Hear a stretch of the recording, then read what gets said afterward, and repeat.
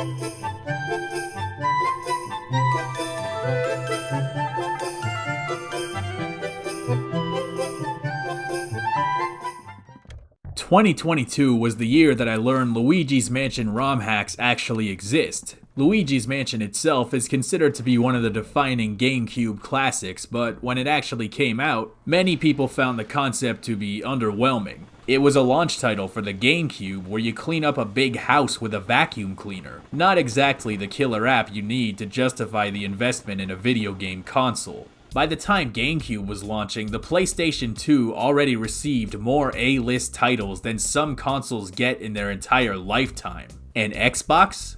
Xbox had Halo, and Halo is Halo. Or at least it was. So the gaze shifts towards the GameCube. What do they have to stand up to Halo, GTA, Metal Gear, and Silent Hill?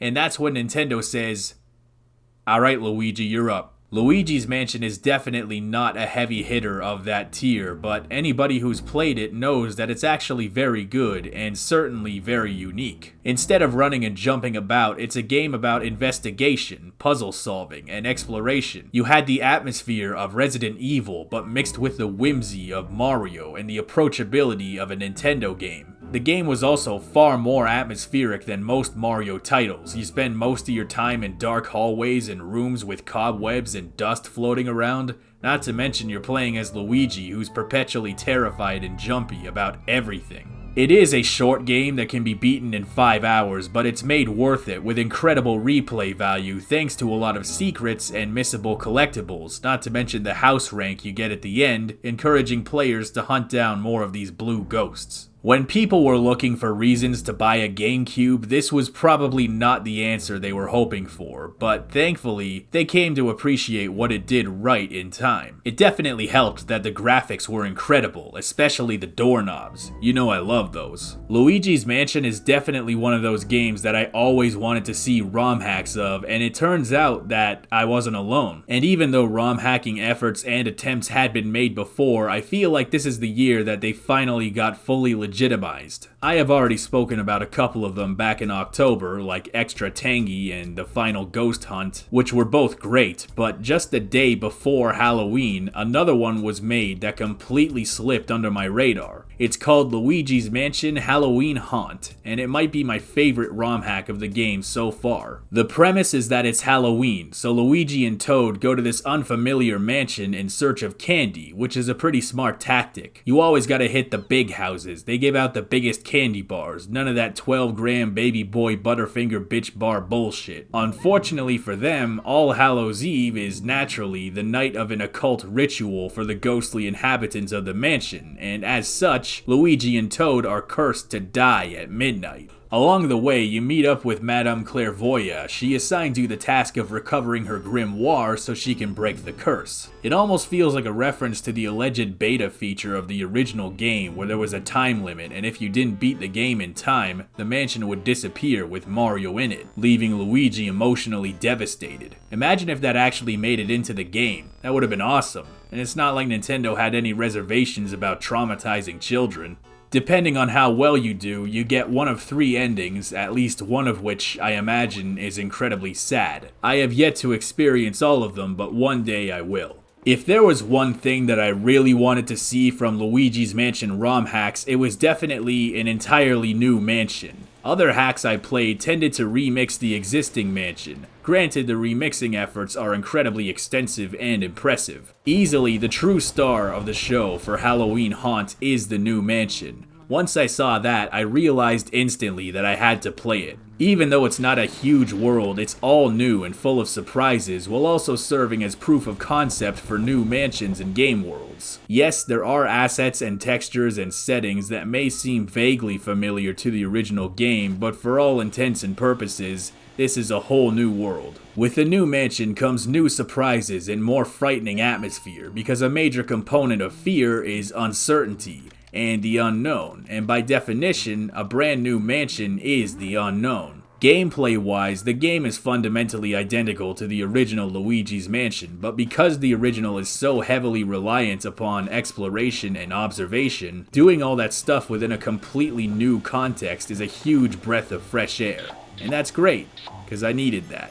And even just aesthetically, this is a world worth exploring. There's verticality and layers, there are bookshelves full of secret hints and clues, and there's a great sense of world building and atmospheric touches. The game also has its share of new cutscenes and dialogue. The opening cutscene does an excellent job of selling the atmosphere, and the new dialogue feels very authentic to the original, almost like it could have been DLC for the original game. Sometimes I wish those old games had more things like that. Almost everything you see in this game is new. The only thing that isn't new is the music, but the existing music is utilized incredibly effectively. It knows when to add a little ambience in the background and also when to shut itself off altogether just to put you in the mood.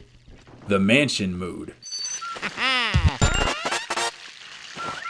Then there's the difficulty. You will remember a lot of these ghosts from the original game, except some of them have gotten health and damage upgrades now. The game is surprisingly punishing. It won't think twice before ambushing you with 5 ghosts at once and ganging up on you with the grabby ghouls and the punchy pricks, or whatever they're called. It really helps to reflect the narrative too. You really do feel like you're about to get killed for real. And I did get surprisingly close to dying in this game a number of times, and a huge recommendation I have, if the ghosts are really giving you issues, is to just set them on fire once you unlock that ability.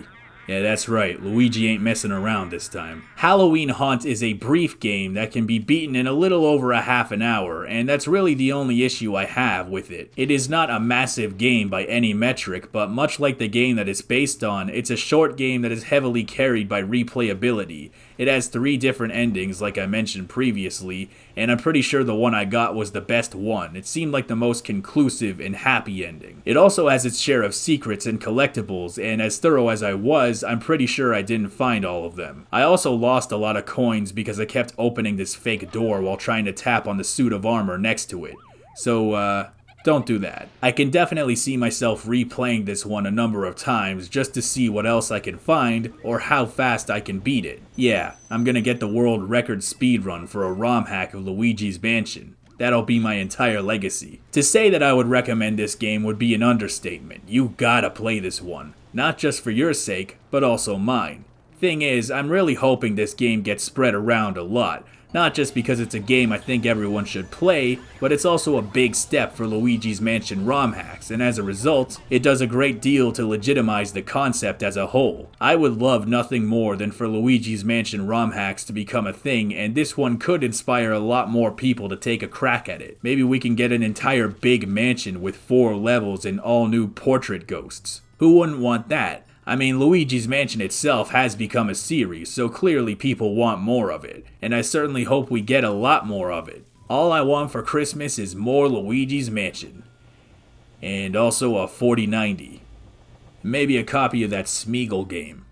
Ho ho ho! Thank you very much for watching today's video. And don't forget to tune into tomorrow's wonderful episode too. Can you guess what it is? I won't give it away, but let's just say it will be much more in season this time. So everybody drop some Christmas carols in the comments and keep the party going, because tomorrow is the 10th episode and we've got to keep those Christmas spirits bright. I certainly hope the Game Awards didn't dampen your spirits too much last night. This is actually being recorded on the 1st of December, so I don't know the results yet, but I'm sure they were fine and not at all disappointing and infuriating. Oh, but that's all for today. Merry Christmas!